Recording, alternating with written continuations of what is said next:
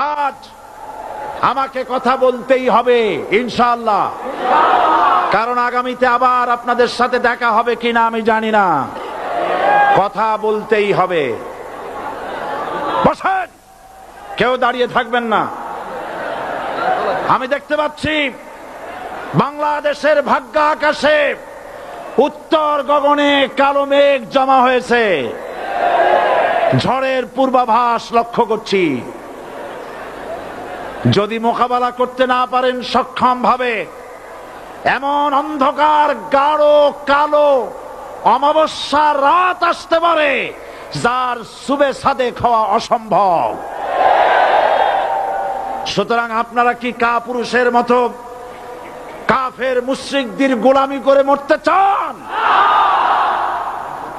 বিড়ালের মতো 500 বছর বেঁচে থাকার কোনো লাভ নাই।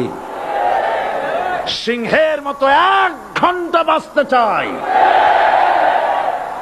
আমাদেরকে বলা হয় সাম্প্রদায়িক উস্কানিমূলক কথা নাকি আমি বলি। পত্রপত্রিকা দিছে না তারা? সাম্প্রদায়িক উস্কানি কথা, সাম্প্রদায়িক উস্কানিমূলক কথা বলি। সেই জন্যই বোধহয় শত শত মুসলিম আমাদের কাছে এসে মুসলমান হয়।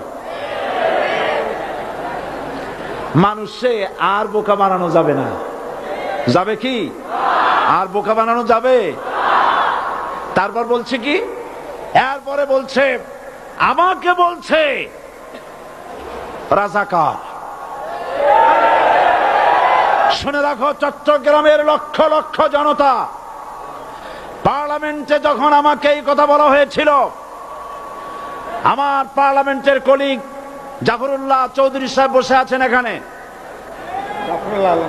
হ্যাঁ, জাফরুল ইসলাম চৌধুরী বসে আছেন পাশে, প্রধানমন্ত্রী সুদ্ধা, অন্তত 3 শতাধিক পার্লামেন্টের সম্মানিত সদস্যরা সেদিন বসা। 1997 সনের বাজেট বক্তৃতা যখন আমি করতেছিলাম, ডক্টর কুদরতে খোদা, নাম রাখছে কুদরতে খোদা, আসলে গজবে খোদা। এই লোকটি নাস্তিক, ইসলামের চূড়ান্ত দুশমন। তার প্রণীত শিক্ষা ব্যবস্থার যখন সমালোচনা করছিলাম, ট্রেজারি বেঞ্চ থেকে আমাকে বলা হলো রাজাকার। আমি আমার সমস্ত শক্তি একত্রিত করে বলেছিলাম শুধুমাত্র হিন্দুস্তানের রাজাকারেরাই আমাকে রাজাকার বলতে পারে। আমি বলেছিলাম 1973 সন পর্যন্ত আমি বাংলাদেশের কোন রাজনৈতিক দলের নেতা এবং কর্মী ছিলাম না। আমি রাজাকার নই। আমাকে রাজাকার বলে যদি তাকেও প্রমাণ করতে না পারে 10 কোটি টাকার মানহানি মামলা দায়ের করব। আমার এই বক্তব্য সারা দুনিয়া শুনেছে। পার্লামেন্টে আমার এই বক্তব্য রেকর্ড হয়ে আছে। সেদিন 3 শতাধিক পার্লামেন্ট মেম্বারের কেউ আমার চ্যালেঞ্জ গ্রহণ করেন নাই। যে কোনো ব্যক্তি পার্লামেন্টে গিয়ে আমার বক্তৃতা দেখে আসতে পারেন। এরপরে 1997 সনের 7 অক্টোবর দৈনিক জনকণ্ঠ পত্রিকা যখন আমার বিরুদ্ধে লিখলো, সেই পত্রিকায় সাইদির ওপেন চ্যালেঞ্জ 8ম পাতা, 1997 7 অক্টোবর, এত বড় 2 কলামে হেডিং। সেখানে আমি বলেছি বাংলাদেশের সকল সাংবাদিক, গোয়েন্দা বিভাগ, বাংলাদেশের সকল বুদ্ধিজীবীকে আমি আমার পিরোজপুরে আমন্ত্রণ করছি। আমার উপস্থিতিতে যদি কেউ প্রমাণ করতে পারে বাংলাদেশের স্বাধীনতা যুদ্ধের বিরুদ্ধে আমার কোনো ভূমিকা ছিল, সজ্ঞানে স্বেচ্ছায় জাতীয় সংসদের সদস্য পদ থেকে পদত্যাগ করব। 3 বছর পার হয়ে গেছে, আজ পর্যন্ত কেউ এই চ্যালেঞ্জের মোকাবেলা করে নাই। সুতরাং আমাকে যারা রাজাকার বলবে তারা পিতৃ পরিচয়হীন অবৈধ সন্তান। 1971 সনের, শোনো মুসলমানেরা, 1971 সনের কোন কাদা সাইদির গায়ে লাগে নাই। আমাকে রাজাকার বলে জনগণ থেকে বিচ্ছিন্ন করবা, জনগণ থেকে আমারে বিচ্ছিন্ন করা যাবে না। কারণ এই জনগণ আমার জন্য আসে না, এই জনগণ আসে আল্লাহর কোরআনের জন্য।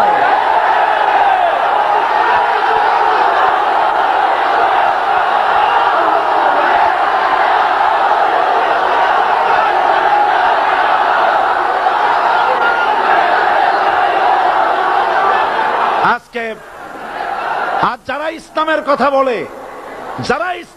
বলে, তারাই রাজাকার, তারাই মৌলবাদী। মৌলবাদী বললে আমরা অসন্তুষ্ট হই না, কারণ মৌলবাদী শব্দটা আসছে মূল থেকে। মৌল শব্দ এসেছে মূল থেকে। মূলবাদী তার মানে যারা মূলে আছে। মূল হলো কোরআন, মূল হলো হাদিস, মূল হলেন আল্লাহ, মূল হলেন আল্লাহ রসুল। আমরা আছি মূলে। এখন বলেন তো মূলের শক্তি বেশি না আগার শক্তি বেশি? আমাদের যারা মৌলবাদী বলে ওরা হলো আগাবাদী। মূলে আছে কত কোটি? 12 কোটি। মূলে আছে কত কোটি? আর আমাদের যারা মৌলবাদী বলে ওই থাকো গাছের আগায়, আমরা মূলে। লাভালাভি বেশি করবা না, 12 কোটিতে গাছের গোড়া আসতে নানা দেবে, মামু বাড়ি দিল্লি গিয়ে পড়বা, বাংলার জমিনে জায়গা হবে না। এ কথা বিশ্বাস করো। বাংলাদেশের মুসলমানদের শরীরে এক বিন্দু রক্ত থাকতে শয়তানের তৈরি করা ধর্ম নিরপেক্ষ মতবাদ বাংলার জমিনে কায়েম হতে দেওয়া হবে না, হবে না।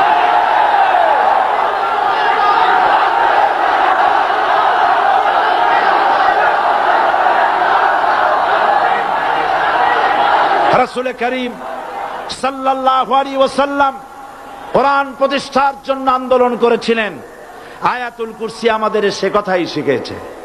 আল্লাহ রাব্বুল আলামিন বলেন, আল্লাহু লা ইলাহা ইল্লা হুয়াল হাইয়ুল কাইয়্যুম। প্রাণ খুলে পড়েন, আল্লাহু লা ইলাহা ইল্লা হুয়াল হাইয়ুল কাইয়্যুম। আল্লাহ হচ্ছেন তিনি, যিনি ছাড়া কোনো ইলাহা নাই, আইনদাতা নাই, বিধানদাতা নাই। আমরা মানুষের তৈরি করা আইন মানি না।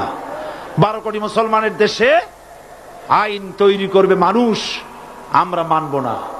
পার্লামেন্টে তৈরি হতে হবে কোরআন দিয়ে, পার্লামেন্টে আইন তৈরি হতে হবে কোরআন দিয়ে।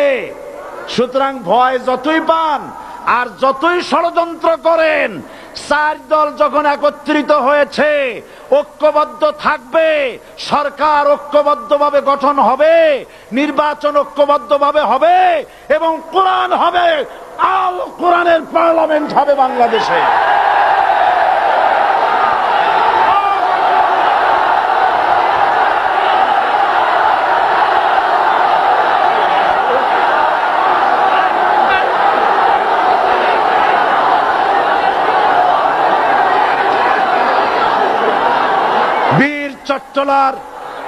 বীর চট্টলার মুসলমানেরা, বীর চট্টলার মুসলমানেরা স্বাধীনতার ঘোষণা এই চট্টগ্রাম থেকে স্বাধীনতার মহান ঘোষক প্রেসিডেন্ট জিয়াউর রহমান সাহেব দিয়েছিলেন।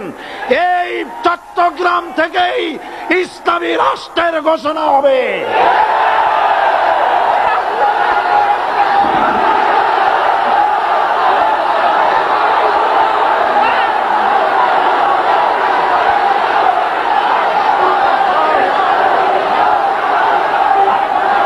আশাবাদী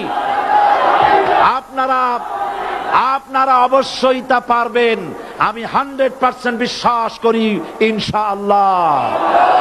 কারণ যে ষড়যন্ত্রের মোকাবেলা করে স্থানীয় রাজনৈতিক দলের নেতৃবৃন্দ কোরআনের মাহফিল সিনায় এনেছেন, আমি প্রথম দিনই বলেছি চট্টগ্রাম তাফসিরুল কোরআন মাহফিল কোন রাজনৈতিক দলের প্রতিনিধিত্ব করে না।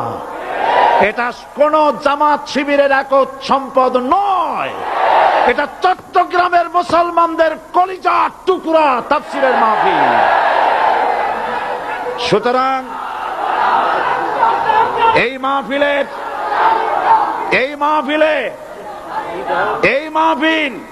চট্টগ্রামে থাকবে ইনশাআল্লাহ কিয়ামত পর্যন্ত।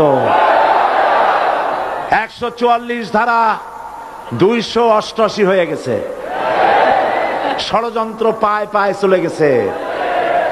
আমি ওই সব ছেলেদের বলি, সরকারি দলের ছাত্র হইয়া মুসলমানদের বিপক্ষে যাইও না। এদেশের ভাগ হয়ে